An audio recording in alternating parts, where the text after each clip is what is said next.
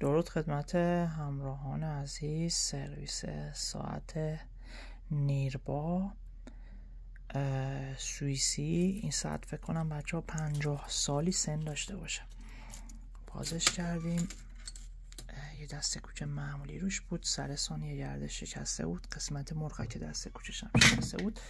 خوشبختانه ما از قدیم وسایل اینا رو داریم و ساعت این دوستمون هم که از مشهد فرستاده بود براش درست کردیم، خدا رو شکر.